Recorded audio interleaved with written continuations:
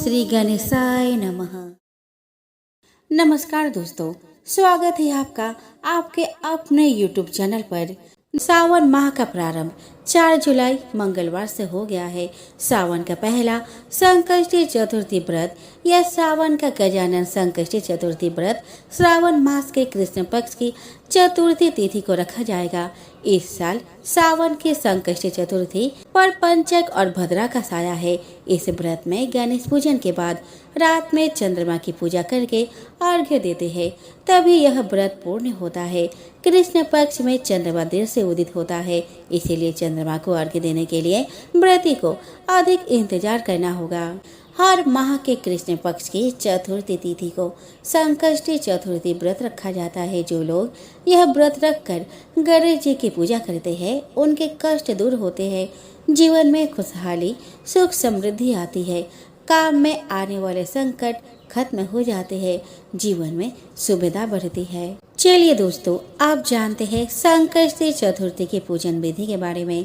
संकष्टी चतुर्थी के दिन सुबह जल्दी उठकर स्नान कर ले और चाय पानी पिए बिना स्वच्छ वस्त्र धारण करके अपने हाथ में जल लेकर गणेश जी के सामने व्रत करने का संकल्प ले। पूजा स्थल पर लकड़ी की चौकी पर पीला कपड़ा बिछाकर उस पर गणेश जी की प्रतिमा स्थापित करें। उसके बाद गणेश जी का अभिषेक करें, चंदन लगाए और वस्त्र अर्पित करें। अगर आप प्रतिमा पर वस्त्र नहीं अर्पित कर सकते तो मन में श्रद्धा भाव रखते हुए कलावा अर्पित करें। उसके बाद फल मूल 21 दूर्वा, अक्षत, धूप दीप, गंध आदि अर्पित करें और मोदक का भोग लगाए। उसके बाद गणेश चालीसा का पाठ करें और संकष्टी चतुर्थी व्रत की कथा सुने, फिर आरती करें। शाम की पूजा में एक बार फिर से गणेश जी की इस विधि से पूजा करें और आरती करें और उसके बाद चंद्रोदय के बाद चंद्रमा को अर्घ्य दें और व्रत का पालन करें। चलिए दोस्तों, अब हम श्रवण करें श्रावण मास में आने वाली संकष्टी चतुर्थी की कथा। दोस्तों, संकष्टी गणेश चतुर्थी व्रत प्रत्येक मास के कृष्ण पक्ष की चतुर्थी को किया जाता है। श्रावण मास के कृष्ण पक्ष की चतुर्थी को किया जाने वाला व्रत श्रावण संकष्टी गणेश चतुर्थी व्रत कहलाता है। भविष्य पुराण में कहा गया है कि जब मन संकटों से घिरा महसूस करे तो गणेश चतुर्थी का व्रत करे। इससे कष्ट दूर होते हैं और धर्म, अर्थ, मोक्ष, विद्या, धन और आरोग्य की प्राप्ति होती है। तो दोस्तों, कथा इस प्रकार है। ऋषिगण पूछते हैं कि हे स्कंद कुमार, दरिद्रता, शोक, कुष्ठ आदि से विकलांग, शत्रु से संतप्त, राज्य से निष्कासित राज, सदैव दुखी रहने वाले, धनहीन, समस्त उपद्रव से पीड़ित, विद्याहीन, संतानहीन, घर से निष्कासित लोग, रोगियों एवं अपने कल्याण की कामना करने वाले लोगों को क्या उपाय करना चाहिए जिससे उनका कल्याण हो और उनके उपरोक्त कष्टों का निवारण हो? यदि आप कोई उपाय जानते हो तो इसे बतलाइए। स्वामी कार्तिकेय ने कहा कि हे ऋषियों, आपने जो प्रश्न किया है उसके निवारणार्थ मैं आप लोगों को एक शुभदायक फल बतलाता हूँ, उसे सुनिए। इस व्रत को करने से पृथ्वी के समस्त प्राणी सभी संकटों से मुक्त हो जाते हैं। यह व्रत राज महापुण्यकारी एवं मानव को सभी कार्यों में सफलता प्रदान करने वाला है। विशेषतया यदि इस व्रत को महिलाएं करें तो उन्हें संतान एवं सौभाग्य की वृद्धि होती है। इस व्रत को धर्मराज युधिष्ठिर ने किया था। पूर्व काल में राजच्युत होकर अपने भाइयों के साथ जब धर्मराज वन में चले गए तो उस वनवास काल में भगवान श्री कृष्ण ने उनसे कहा था। युधिष्ठिर ने भगवान कृष्ण से अपने कष्टों के शमनार्थ जो प्रश्न किया था उस कथा को आप श्रवण कीजिए। युधिष्ठिर पूछते हैं कि हे पुरुषोत्तम, ऐसा कौन सा उपाय है जिससे हम वर्तमान संकटों से मुक्त हो सके? हे गदाधर, आप सर्वज्ञ है, आप हम लोगों को आगे अब किसी प्रकार का कष्ट ना भुगतना पड़े, ऐसा उपाय बतलाइए। इस स्कंद कुमार जी कहते हैं कि जब धैर्यवान युधिष्ठिर भी नम्र भाव से हाथ जोड़कर बारंबार अपने कष्टों के निवारण का उपाय पूछने लगे, तो भगवान श्री कृष्ण ने कहा कि हे राजन, संपूर्ण कामनाओं को पूर्ण करने वाला एक बहुत बड़ा गुप्त व्रत है। हे युधिष्ठिर, इस व्रत के संबंध में मैंने आज तक किसी को नहीं बतलाया है। हे राजन, प्राचीन काल में सतयुग की बात है कि पर्वतराज हिमाचल की सुंदर कन्या पार्वती ने शंकर जी को पति के रूप में प्राप्त करने के लिए गहन वन में जाकर कठोर तपस्या की, परंतु भगवान शिव प्रसन्न होकर प्रकट नहीं हुए। तब शैलतन्या पार्वती जी ने अनादि काल से विद्यमान गणेश जी का स्मरण किया। गणेश जी को उसी क्षण प्रकट देखकर पार्वती जी ने पूछा कि मैंने कठोर, दुर्लभ एवं लोमहर्षक तपस्या की, किंतु अपने प्रिय भगवान शिव को प्राप्त न कर सकी। वह कष्ट विनाशक दिव्य व्रत जिसे नारद जी ने कहा है और जो आपका ही व्रत है, उस प्राचीन व्रत के तत्व को आप मुझसे कहिए। पार्वती जी की बात सुनकर तत्कालीन सिद्धिदाता गणेश जी उस कष्टनाशक शुभदायक व्रत का प्रेम से वर्णन करने लगे। गणेश जी ने कहा कि हे अचल सुते, अत्यंत पूर्णकारी एवं समस्त कष्टनाशक व्रत को कीजिए।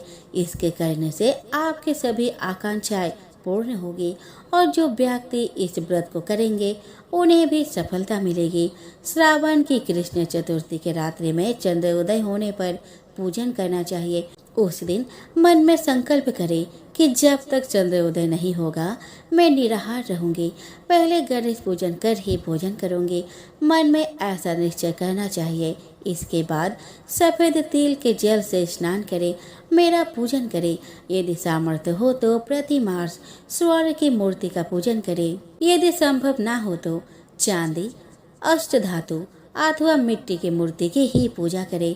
अपने शक्ति के अनुसार सोने, चांदी, तांबे अथवा मिट्टी के कलश में जल भरकर उस पर गणेश जी की प्रतिमा स्थापित करें। मूर्ति कलश पर वस्त्र आच्छादन करके अष्टदल कमल की आकृति बनवाए और उसी मूर्ति की स्थापना करें।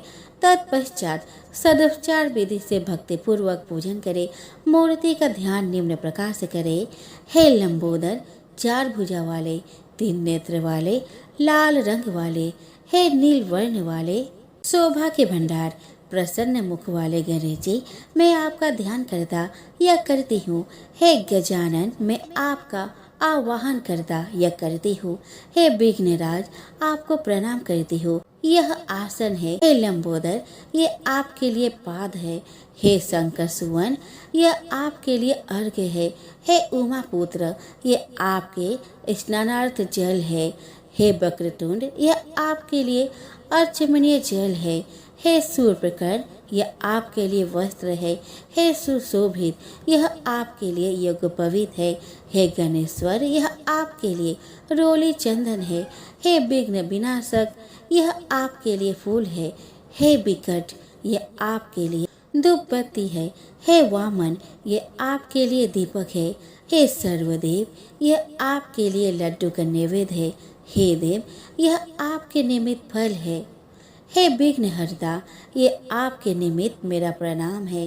प्रणाम करने के बाद क्षमा प्रार्थना करें। इस प्रकार सदुपचार रीति से पूजन करके नाना प्रकार के प्रसादों को बनाकर भगवान को भोग लगाए।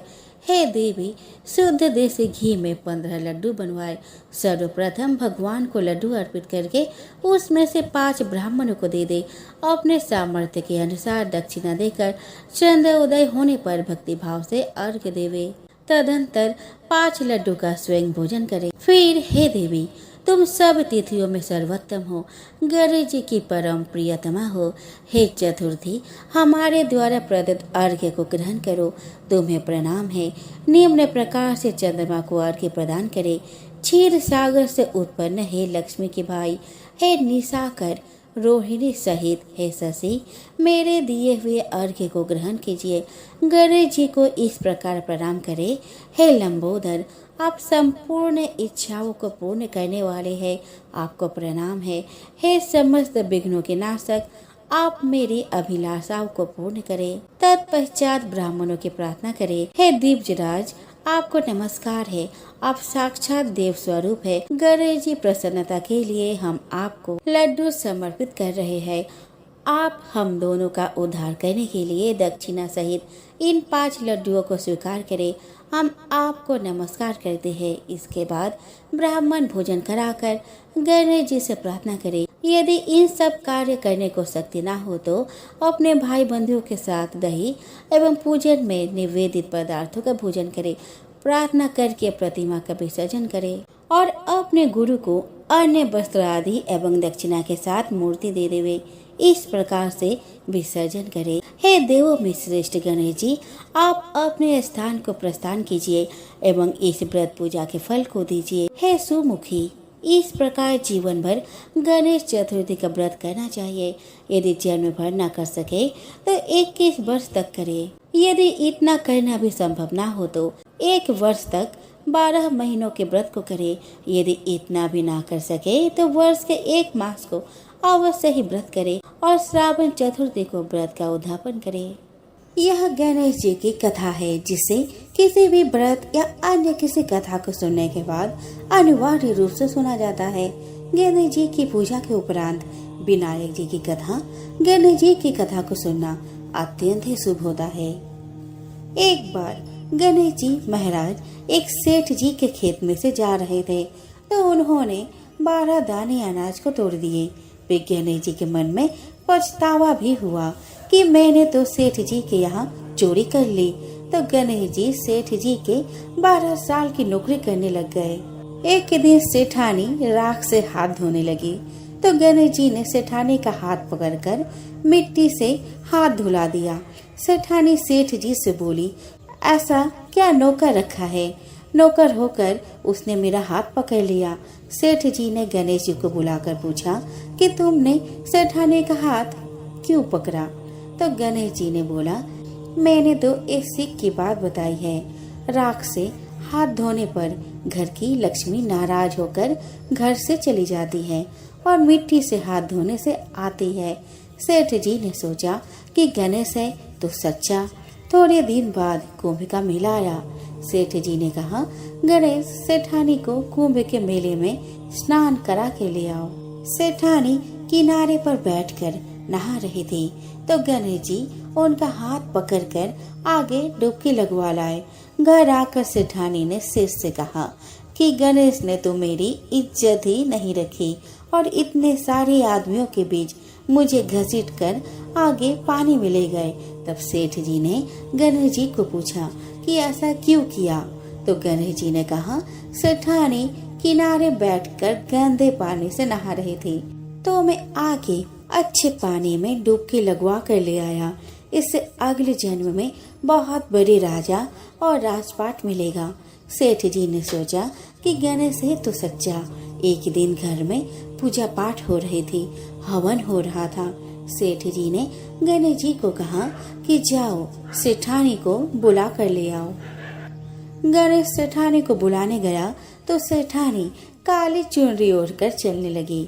तो गणेश जी ने काली चुनरी को फाड़ दी और कहा कि लाल चुनरी ओढ़ के चलो। सेठानी नाराज होकर सो गई। सेठ जी ने आकर पूछा कि क्या बात है? तो सेठानी ने बोली कि गणेश ने मेरा चुनरी फाड़ दी। सेठ जी ने गणेश को बुलाकर बहुत डांटा और कहा, तुम बहुत बदमाशी करते हो। तो गणेश जी ने कहा, पूजा पाठ में काला वस्त्र नहीं पहनते हैं, इसलिए मैंने लाल वस्त्र के लिए कहा। काला वस्त्र पहनने से कोई भी शुभ काम सफल नहीं होता। फिर सेठ जी ने सोचा कि गणेश है तो समझदार।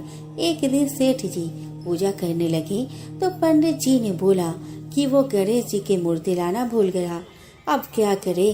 तो गणेश जी ने बोला कि मेरे को ही मूर्ति बनाकर विराजमान कर लो, आपके सारे काम सफल हो जाएंगे।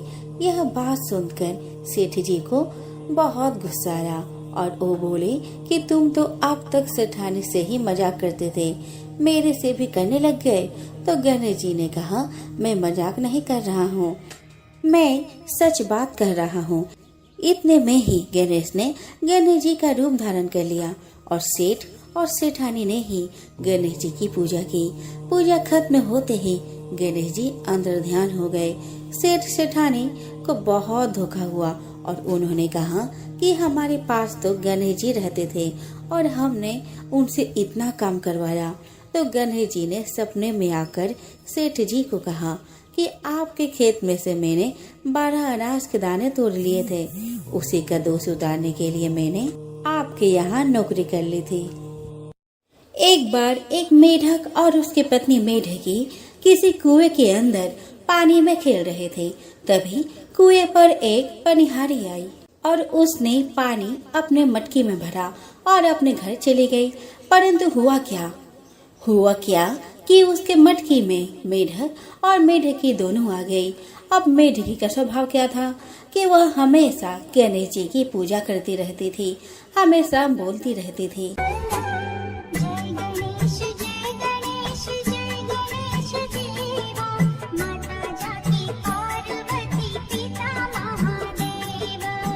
लेकिन इसके इस स्वभाव से मेढक को बड़ा गुस्सा आता था। वो हमेशा कहता था कि हमेशा उस सुर वाले का नाम लेती रहती हो, कभी मेरा नाम तो लेती नहीं। और इस बात पर कभी कभी खूब जमकर झगड़ा भी करता था। अब क्या होता है कि पनिहारी उनको अपने मटकी में भर कर ले गई थी। पानी के साथ में वह अपने घर जाती है और चूल्हे पर पानी गर्म करने के लिए रखती है। तो उस पानी को वह किसी गर्म करने वाले बर्तन में पलट देती है और आग पर रख देती है। अब जैसे ही आग की तपन बढ़ती है तो मेढक अपनी पत्नी मेढकी से कहता है कि मेढकी, मैं तो जल रहा हूँ नीचे से। तो वह कहती है, अच्छा, मैं तो नहीं जल रही। और वह मेढकी गणेश जी का नाम लेना शुरू कर देती है। क्या बोलती है?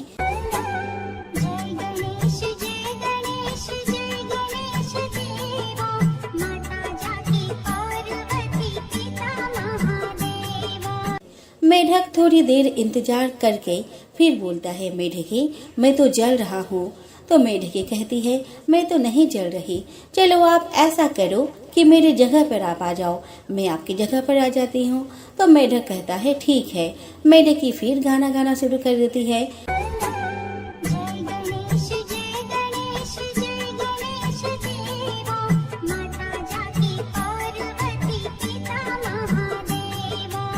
मेढक फिर कहता है, अरे मेढकी, मैं तो फिर जलने लग गया।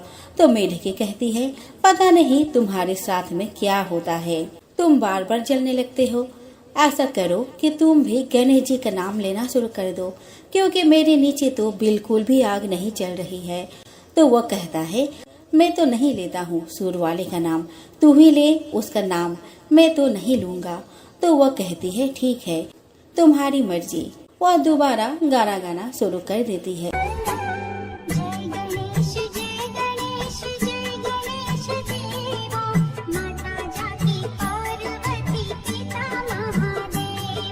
मेढक को ऐसा एहसास होता है कि गणेश जी की आरती बोलने से मेढकी को तो कोई आग का असर नहीं हो रहा, लेकिन मैं तो जल रहा हूँ।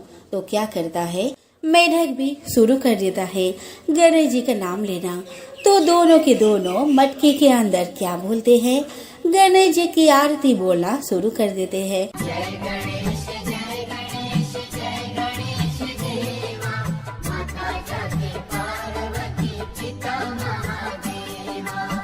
और यह सारी कहानी गणेश जी कहीं पर बैठे आराम से सुन रहे होते हैं।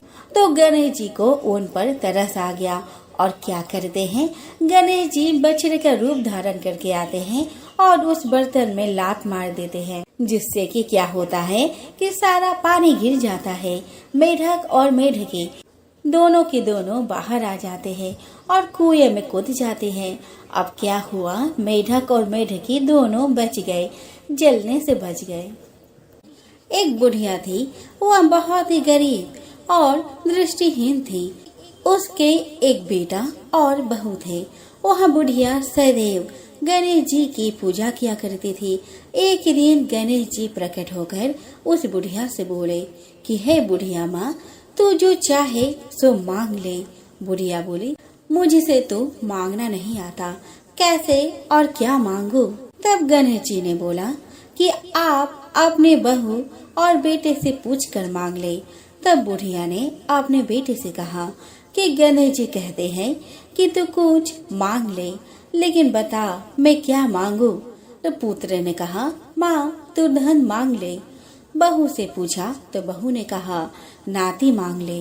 तब बुढ़िया ने सोचा ये तो अपने अपने मतलब की बात कह रहे हैं, अतः उस बुढ़िया ने पड़ोसन से पूछा तो उसने कहा, बुढ़िया तू तो थोड़े दिन जिएगी, तू क्यों धन मांगे और क्यों नाती मांगे। तू तो अपनी आंखों की रोशनी मांग ले, जिससे तेरी जिंदगी आराम से कट जाए। इस पर बुढ़िया बोली, यदि आप प्रसन्न हैं तो मुझे 9 करोड़ की माया दे, निरोगी काया दे, अमर सुहाग दे, आंखों की रोशनी दे, नाती दे, पोता दे और सब परिवार को सुख दे और अंत में मोक्ष दे। यह सुनकर गणेश जी बोले, बुढ़िया माँ तुमने तो हमें ठग लिया, फिर भी जो तूने मांगा है वचन के अनुसार सब तुझे मिलेगा। और यह कहकर गणेश जी अंतर ध्यान हो गए। उधर बुढ़िया माँ ने जो कुछ मांगा वह सब कुछ मिल गया। हे गणेश जी महाराज, जैसे तुमने उस बुढ़िया माँ को सब कुछ दिया वैसे ही सबको देना। एक समय की बात है कि विष्णु भगवान का विवाह लक्ष्मी जी के साथ निश्चित हो गया। विवाह की तैयारी होने लगी। सभी देवताओं को निमंत्रण भेजे गए, परंतु गणेश जी को निमंत्रण नहीं दिया गया। कारण जो भी रहा हो, अब भगवान विष्णु की बारात जाने का समय आ गया। सभी देवता अपने पत्नियों के साथ विवाह समारोह में आए। उन सब ने देखा कि गणेश जी कहीं दिखाई नहीं दे रहे हैं। तब वे आपस में चर्चा करने लगे कि क्या गणेश जी को न्योता नहीं है या स्वयं गणेश जी नहीं आए हैं। सभी को इस बात पर आश्चर्य होने लगा। तभी सबने विचार किया कि विष्णु भगवान से ही इसका कारण पूछा जाए। विष्णु भगवान से पूछने पर उन्होंने कहा कि हमने गणेश जी के पिता भोलेनाथ महादेव को न्योता भेजा है। यदि गणेश जी अपने पिता के साथ आना चाहते हैं तो आ जाते, अलग से न्योता देने की कोई आवश्यकता भी नहीं थी। दूसरी बात यह है कि उनको 1.25 मन मूंग, 1.25 मन चावल, 1.25 मन घी और 1.25 मन लड्डू का भोजन दिन भर में चाहिए। यदि गणेश जी नहीं आएंगे तो कोई बात नहीं, दूसरे के घर जाकर इतना सारा खाना पीना अच्छा भी नहीं लगता। इतनी वार्ता कर ही रहे थे कि किसी एक ने सुझाव दिया, यदि गणेश जी आ भी जाए तो उनको द्वारपाल बनाकर बैठा देंगे कि आप घर का ध्यान रखना। आप तो चूहे पर बैठकर धीरे धीरे चलोगे तो बारात से बहुत पीछे रह जाओगे। यह सुझाव भी सबको पसंद आया तो विष्णु भगवान ने भी अपनी सहमति दे दी। होना क्या था कि इतने में गणेश जी वहां आ पहुँचे और उन्हें समझा बुझाकर घर की रखवाली करने बैठा दिया गया। बारात चल दी। तब नारद जी ने देखा कि गणेश जी तो दरवाजे पर ही बैठे हुए हैं, तो वे गणेश जी के पास गए और रुकने का कारण पूछा। गणेश जी कहने लगे कि विष्णु भगवान ने मेरा बहुत अपमान किया है।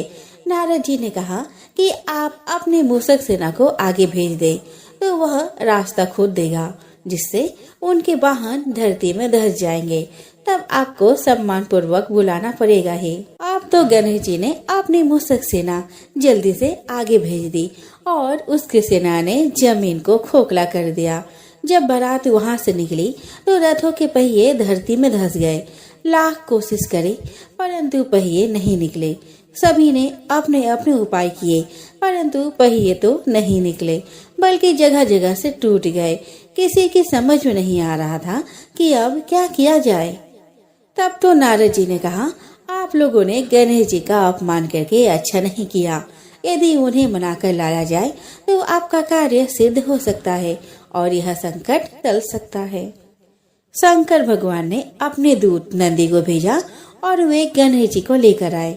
गणेश जी का आदर सम्मान के साथ पूजन किया। तब कहीं रथ के पहिए निकले। अब रथ के पहिए निकल तो गए परंतु वे टूट फूट गए तो उन्हें सुधारे कौन।